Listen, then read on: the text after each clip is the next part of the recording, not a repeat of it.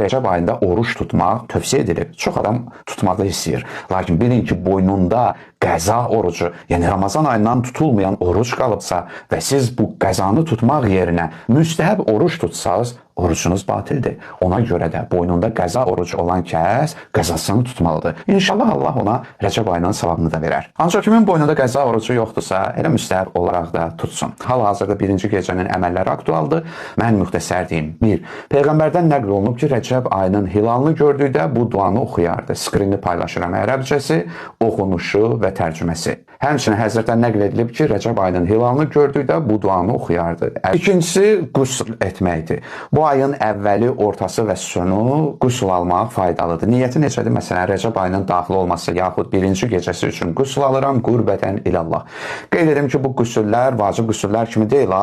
Yəni, bu qüsüldən sonra dəstəmaz almadan namaz qıla bilməzsiniz. Ayrıca dəstəmaz da almalısınız. Üçüncü, bu gecə İmam Hüseyin əleyhissalamı ziyarət etmək çox böyük fəzilətə malikdir. Heç olmasa açıq havada ya oturduğunuz yerdə İmam Hüseynə salam və salavat göndərib yad edin, ya da ruhuna Fatihə hədiyyə edin. Dördüncü, məğrib, yəni şam namazından sonra 20 rəkət namaz qılın. Hər 2 rəkətdə bir salam ilə. 20 rəkət, yəni 10 dənə 2 rəkətdir. 2 rəkət qılırsınız, təşəhhüd salamlar, sonra durursunuz, yenə də 2 rəkət qılırsınız, təşəhhüd salamlar. Belə. Hər rəkətdə bir dəfə Fatihə surəsi və bir dəfə İxlas surəsi oxuyursunuz. 5-ci İşa, yəni xüftən namazından sonra 2 rəkət namaz qılınsın. 1-ci rəkətdə Fatihə, sonra Ələm Nəşrah, yəni İnşirah surələrini bir dəfə, Qul huvallahu əhəd, yəni İxlas surəsini isə 3 dəfə oxusun. 2-ci rəkətdə isə Fatihə, sonra Ələm Nəşrah, yəni İnşirah, sonra İxlas surəsi və Muavizəteyn, yəni Fələq və Nas surələri bir dəfə oxunsun. Namazın salamlarından sonra 30 dəfə La ilahə illallah zikrini etsin və 30 dəfə də salavat göndərsin. 6-cı, 30 rəkət namaz qılsın. 30 rəkət neçə dənə 2 rəkətdə namaz edir? 15. 15 dənə 2 qılacaqsınız. Hər 2 rəkət bir tane də təşəhhüd salam, sonra durub növbəti 2 rəkəti qılırsınız.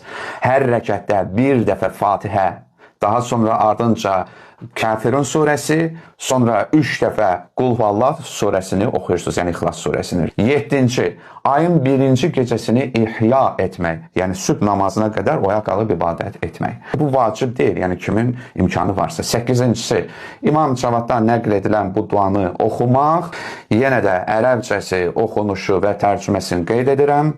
Bu duanı oxuduqdan sonradakı hacətlərini Allahdan istəsin. Bunlar Rəcəb ayının gecəsi. Üstəlik çalışın da ki, bu gecədə gecə namazını qılasınız.